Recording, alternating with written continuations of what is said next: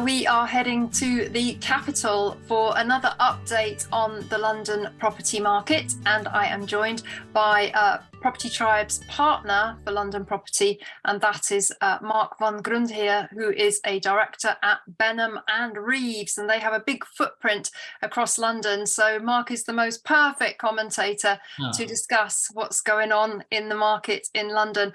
And Marc, interesting times, I'm sure you'll agree. When we last spoke, I think the kind of weather analogy was Scorchio. Now it's absolutely freezing outside, but what's the weather analogy for how you're finding the London market in early 2023? The reality is the rental market is still very hot. I mean, we had the hottest, using that analogy, we had the hottest year last year we have ever seen. Prices were up, demand was off the rocket, and we've come into this year with very little stock, very few people moving out, and still quite a lot of people looking. So the market is still, the rental market is still, hot. I would say still hot. I'm still seeing, renewals that are coming up. Landlords are getting decent increases. The tenants that are in properties don't want to move out because they've looked and there's not a lot out there. It's eased a little bit. It's not as frantic as it was when we don't have the school movement going on. We're not in a term move. It's not like the end of the year. So houses market quietened down a bit, but there's not that much available anyway. So, it's not like we have excess supply. We certainly don't have excess supply in any area, really. And that's the same across all markets, right from the east to the whole market's really busy. So rentals, it's good for landlords. Good for landlords.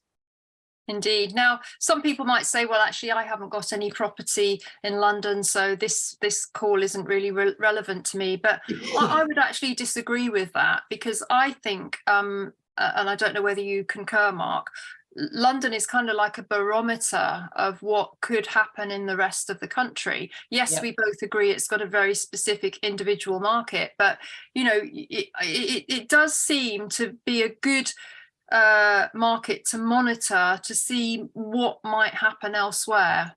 100%. I think London is its own, country on its own within the UK, because it has different dynamics driving it. There are lots of factors that affect it, but equally help it grow and do things the rest of the country hasn't done. So I think it's really interesting when people say, well, I own in, Newcastle or Manchester, and London doesn't really affect me. And to a certain extent, they have their own markets. But the thing is, if you look at what's happened to sales prices over the last year, everyone's been saying last year was a fantastic year. In fact, since COVID, it's been fantastic for the property market. It has been, if you've not been in London. If you've been in London, it has not been a fantastic property market. The sales market has been totally flat. And actually, it was flat for 3-4 years before that. And the country market and cities and towns outside did very well. But now, of course, we're seeing, I'm sure we're going to chat a bit where we think the market's going to go. But I think what happens in London generally rolls over to the rest of the country. I think COVID was the first time ever where the opposite happened. And actually what happened in London, where people weren't coming to the offices, so they all moved out, that market all went into the outside London market. And I think now London suffered as a result of that. But now I think you're seeing a return. And I think, I think it'd be, I think now is a good time to be in the London market. It hasn't been, but I think now is. So it is interesting. It is interesting. Everyone has a different view, but well, we're definitely seeing the return to work, and that's going to obviously impact both sales and rentals. And that there's good things happening in the London market, but the mainstream media doesn't really seem to talk them up very much. I mean, one thing that you and I like to look at is the number of tech firms that are, coming into London, because they bring investment, they create jobs. And London was recently named the top city for tech.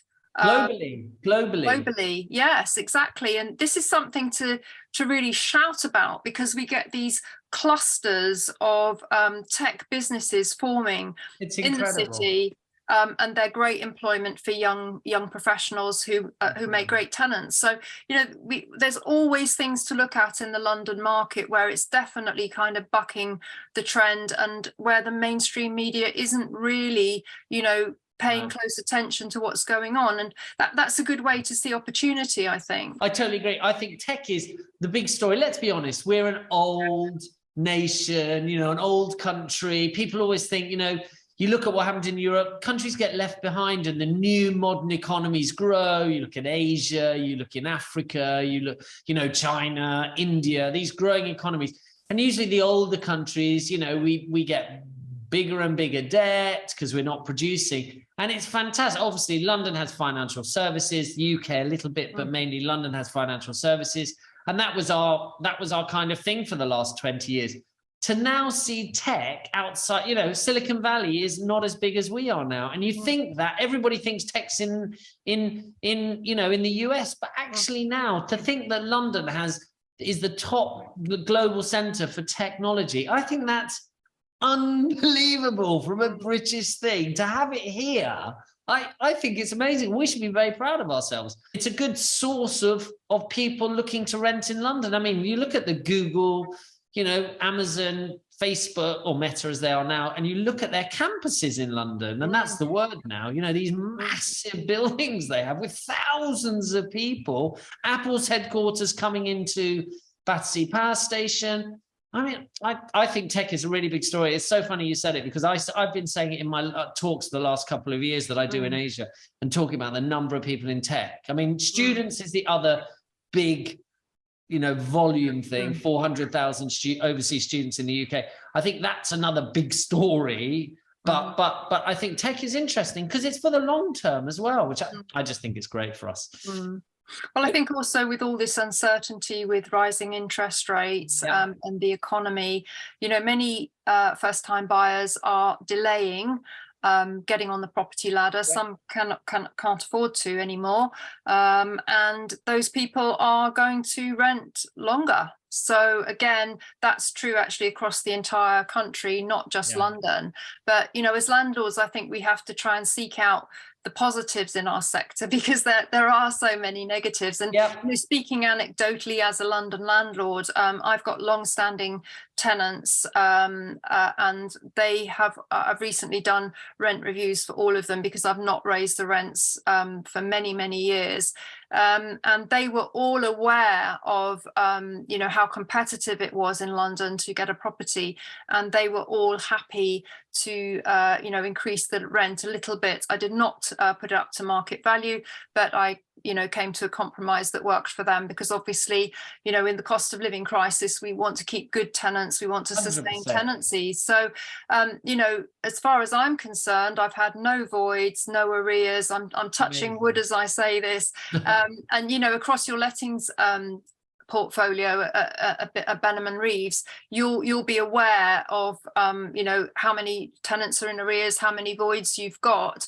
and I would imagine they're on the low side. The amount of tenants that are late by more than 5 days is incredibly low, and the number that we go to court, so we manage 3,500 properties, we probably end up going to court 10 times, if that, a year.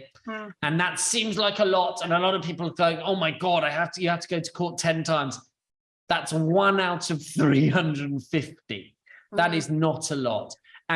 But the reason I say, every day a tenant's late annoys landlords, and it annoys me, and I'm a landlord myself, and I hate tenants being late. But a lot of the time, and we've found that, is when you analyze the tenants that are late, often we find out why they are, and often it's because their rent is due on the 25th and payday's the 31st or the 30th or 29th or 28th, whenever the last day of the month is. So actually we look at that and we try to help them by therefore pushing the rent due date to the 1st. And if you do that, you find everybody pays on time. In a massive inflationary period, and what we should bear in mind with that's good for landlords, because if you've got a mortgage, inflation, all that does is run your mortgage down. And if your interest rate, I know it's gone up, and I'm sure we'll talk about that, it's gone up to now 4 or 5% interest. But if inflation this year ran at 14%, that's the value of your loan has devalued effectively. So that's a good thing. It's not the same if you've got it in cash, but you know, it erodes away the debt, and that you know, you do want a little bit of inflation, but you know, with my landlord hat on for tenants, I think you have to, you know, it's all about being reasonable. Like you said, Vanessa, you know, I'm the same. I've got a tenant who's been in one of my properties for 5 years. And, you know, yes, I could get more money, and I do put it up. Don't be so. I'm obviously not here as a charity. You know, landlords that want to get the optimum value, that's great. But you know, there's a give and take with it. You know, if a tenant comes in, pay the most, and then moves out and in and out and in and out, there's costs, soft costs involved with that. So I think definitely. What about on the sales side? I just was curious, have you got landlords coming to you with tenanted properties that they're looking to sell? You talked about the negatives earlier. The negatives are that, you know, with interest rates going up and, you know, mortgage interest rate relief and all of the things that we've been hit by as landlords, it's not as great as it was. But I think that's more for people entering as opposed to the people that are already in it. If you're already a landlord, why would you exit? You've got an appreciating asset that you've already paid all the costs on to get into it. You're going to have a capital gain you're going to have to pay tax on. So why would you crystallize it unless you've got a .com that you're going to put the money into that's going to be amazing?